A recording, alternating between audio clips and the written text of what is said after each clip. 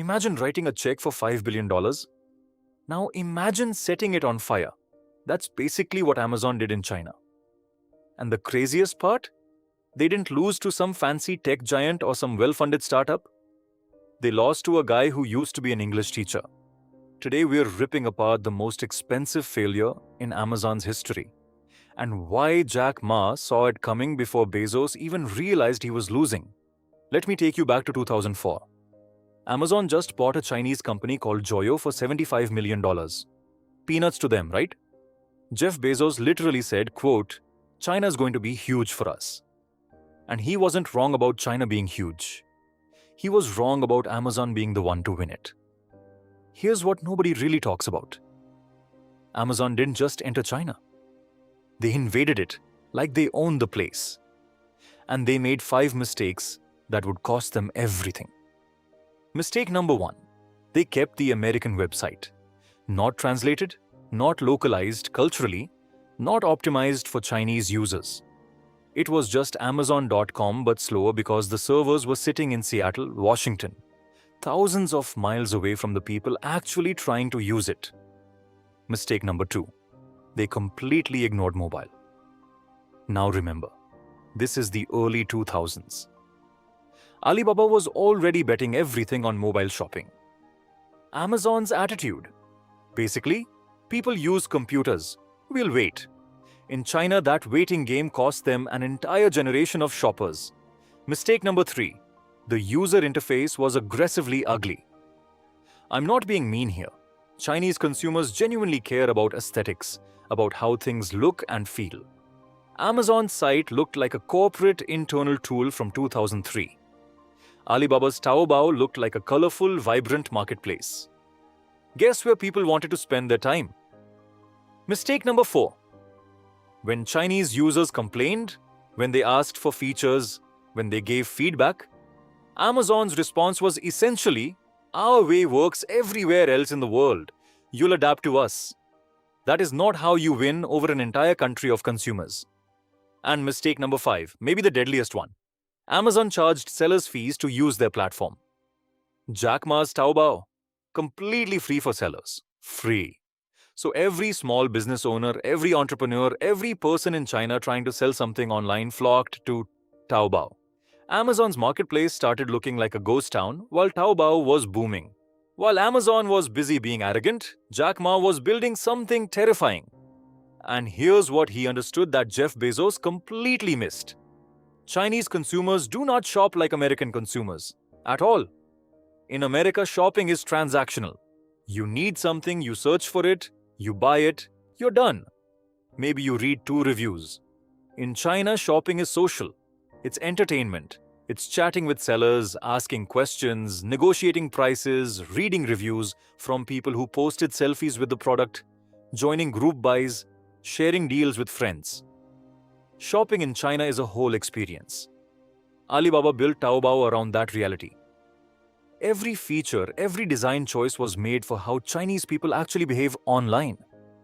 Amazon built a catalog with a buy button and called it a day. They took their American playbook, copied it, pasted it into China, and expected magic. But here's the real killer move. And this is where that $5 billion number starts making actual sense. Jack Ma once said, and I love this quote, he said, "I don't want to beat Amazon. I want to make them irrelevant." And spoiler alert, he absolutely did exactly that. By 2015, Alibaba controlled over 80% of e-commerce in China. Amazon, less than 1%. 1. Let that sink in. The company that dominates online shopping in almost every country on earth couldn't crack 1% in the world's largest consumer market.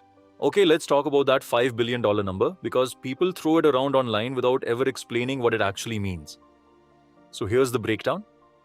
From 2004 when they first entered China, all the way to 2019 when they finally pulled the plug on domestic operations, Amazon China lost money every single year. Not startup burning cash to grow, kind of losing money. Not investing heavily for future returns, kind of losing money. No, this was, we have no idea what we're doing, we're not gaining traction, and we're too stubborn to quit, kind of losing money. $75 million to acquire Joyo. Hundreds of millions on marketing campaigns that didn't work because they were marketing to Chinese people like they were American people. Billions in operational losses year after year after year. And then there's the opportunity cost. Every single day that Amazon wasn't winning in China was a day that Alibaba got stronger, more entrenched, more dominant, more valuable. During the exact same period that Amazon was bleeding out in China, Alibaba's market cap went from basically zero to over $400 billion. $400 billion. That's money Amazon could have had a piece of if they'd played their cards right. So when someone says Amazon lost $5 billion in China, that's actually being conservative. The real cost of that failure? Impossible to calculate, but way, way higher. 2019. Amazon officially shuts down domestic e-commerce operations in China. They keep AWS, their cloud computing business, which is actually doing fine there. They keep cross-border sales so Chinese people can still buy stuff from Amazon America. But the dream of Amazon China? Dead. Gone. Finished. And the real reason they finally quit, the moment they knew it was over? One word. Singles Day. November 11th, also known as Double 11. Alibaba invented this shopping festival, and it has become the biggest shopping event in human history. Bigger than Black Friday. Bigger than Cyber Monday. Bigger than both of them combined multiplied by 10. So why does any of this matter beyond just another story about a big company screwing up? Here's the pattern. And once you see it, you can't unsee it. eBay failed in China.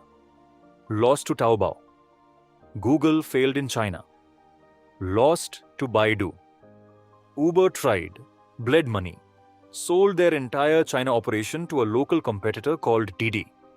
And now Amazon joins the list of Western tech giants who thought success everywhere else guaranteed success in China.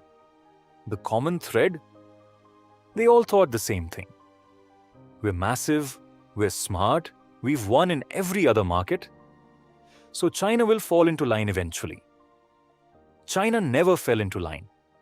Because winning there requires something most Western companies are simply unwilling to do. Completely rebuild your product from the ground up for Chinese users. Hire local executives who actually have decision-making power instead of just being figureheads. And respect the fact that you're a guest in someone else's house, playing by their rules. And that's the real lesson of Amazon's failure in China. Amazon had the money. Alibaba understood the market. And in China, understanding won. Subscribe for more stories about the decisions that made and broke the world's biggest companies.